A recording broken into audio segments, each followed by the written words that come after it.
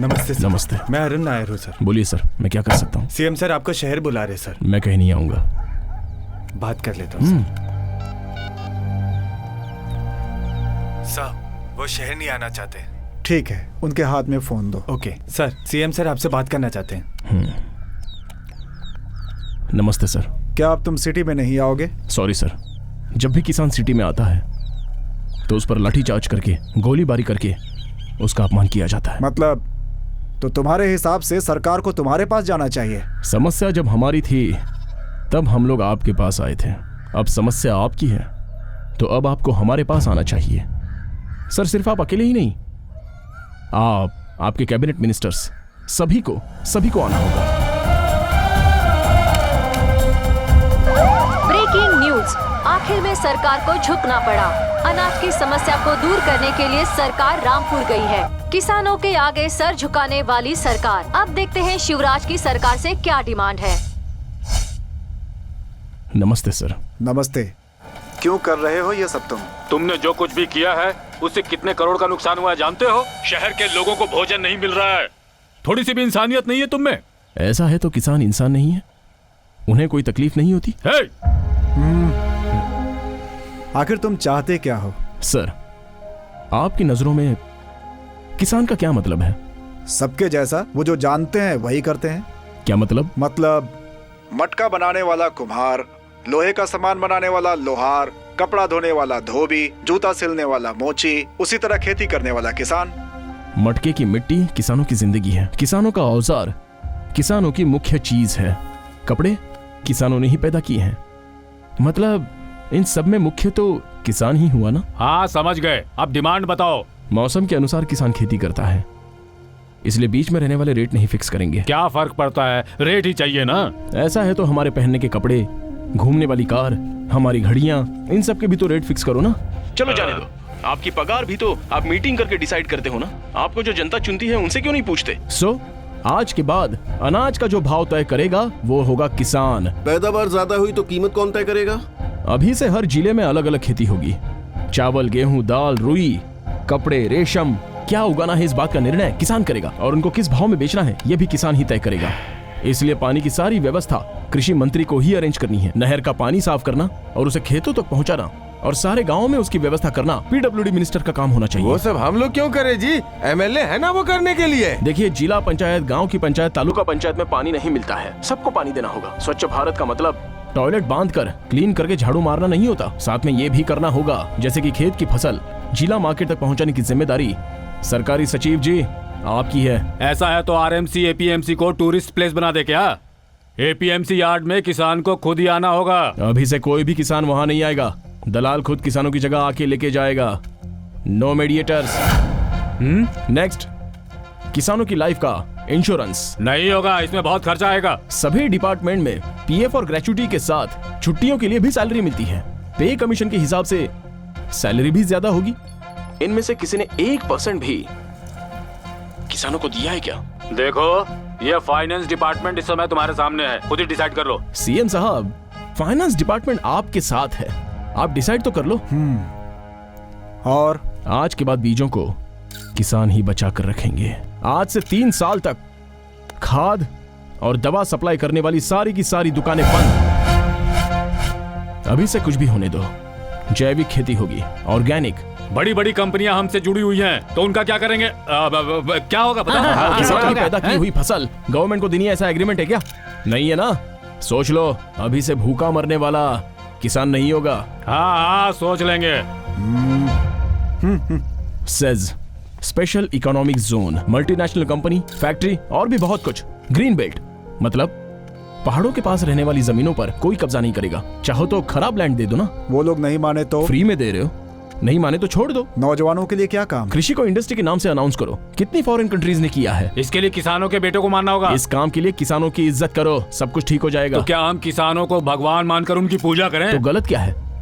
किसान देश की रीढ़ है। इस प्रकृति को भगवान मानकर पूजा करने वाला देश है हमारा। इसलिए तो सूर्य नमस्कार करते हैं, भूमि पूजा करते हैं, पहली बारिश गिरते ही हल की पूजा करते हैं। ऐसे पूजा करने वाले किसानों को भगवान मानना गलत बात है? और कुछ नहीं है ना? है ना।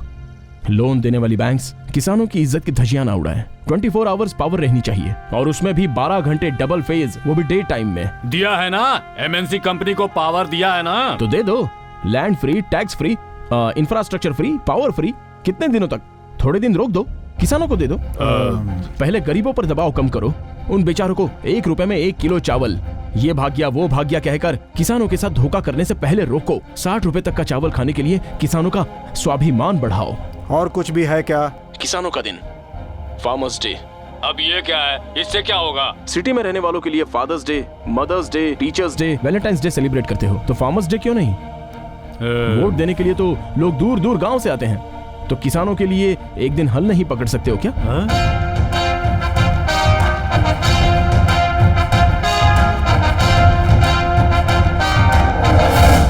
किसानों का भी एक दिन होना चाहिए। यही है हमारी समस्या। बोलिए, कब इन सबको सॉल्व करेंगे? हम इसे कैबिनेट में रखेंगे, उस पर चर्चा करने के बाद ही बताएंगे। कितने दिन चाहिए आपको? सेशन बुलाई जाएगी, फिर दोनों हाउस में बातचीत होने के बाद ही। कितने दिन चाहिए? तकरीबन 2 महीने। तब तक आप लोग भूखे ही रहेंगे। ये तो तुम ब्लैकमेल कर रहे हो। देखो, बिल पास होने के बाद ही होगा। You're right। जब इलेक्शन नजदीक होते हैं तो जो भी समस्या होती है उसे आधे घंटे में पास कर देते हो। लेट नाइट भी सेशन चलाते हो। किसानों के लिए किसानों के बीच में ही रहकर फैसला होना चाहिए। क्या बात कही है, बिल्कुल सही कह रहे हैं।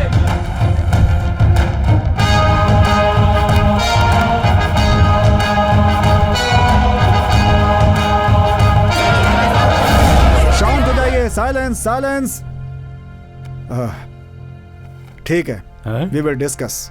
अब सभी मंत्रीगण मुख्यमंत्री जी के साथ चर्चा करेंगे। अब हमें ये देखना है कि किसानों की 12 डिमांड्स का उनके पास क्या जवाब है।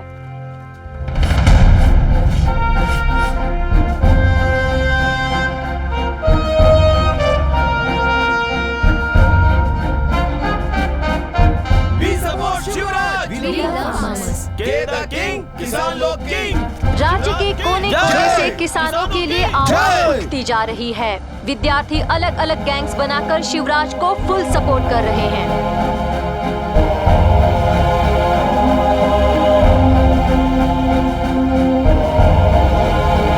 Silence silence. सर, इनके डिमांड्स की एक फाइल बना कर दे। Okay sir.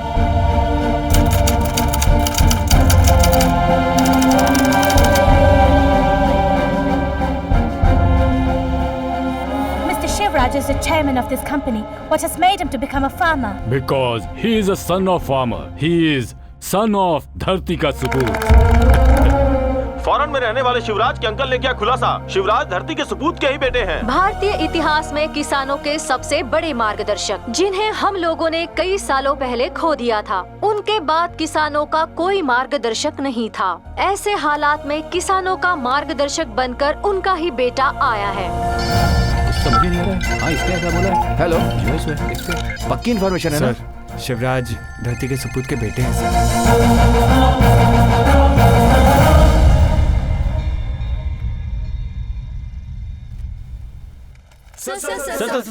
क्या ये सच है कि आप धरती के सपूत के बेटे हैं? बोलिए ना सर, बताइए सर, सच्चाई क्या है? धरती के सपूत का बेटा है, किसानों के भगवान का बेटा। सर, किसानों की समस्या सुनकर उनके बीच में आकर उन्हें सॉल्व करने वाले आप पहले सीएम है सर। सर, शिवराज जी के बारे में क्या कहेंगे? देखिए, इन्होंने अपने स्वार्थ के लिए कोई भी डिमांड नहीं की है। इन्होंने जो कुछ कहा है सब किसानों के हित में ही कहा है। किसानों के लिए इतना सोचने वाला व्यक्ति मैं पहली बार देख रहा हूँ। किसानों को क्या तकलीफ है, उनके परिवार को क्या क्या तकलीफें उठानी पड़ती हैं, ये समझाने का काम किया है इन्होंने सरकार को। इसलिए इनकी जो भी डिमांड है वो हमें स्वीकार है और हमने दस्तखत भी कर दिया। नमस्ते। शिवराज, राज्य में सारे किसानों में खुशी का माहौल है।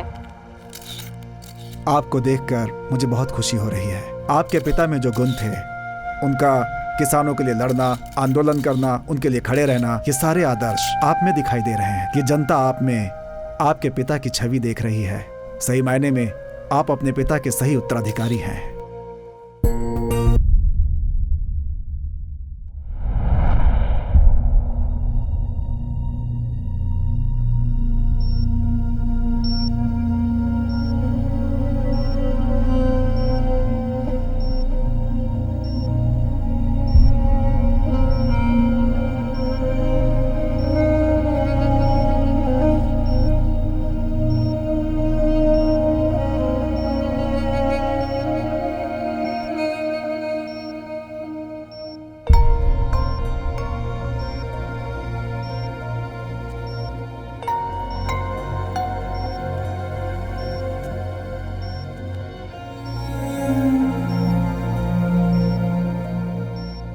चलो बेटा, बाहर इतने सारे लोग तुम्हारा इंतजार कर रहे हैं। ये सब आप ही की वजह से। मैंने तो वो किताब तुम्हें पढ़ने को दी थी, लेकिन तुमने खुद को ही वो किताब बना दिया। वो किताब बनने जितना मैं बड़ा आदमी नहीं हूं।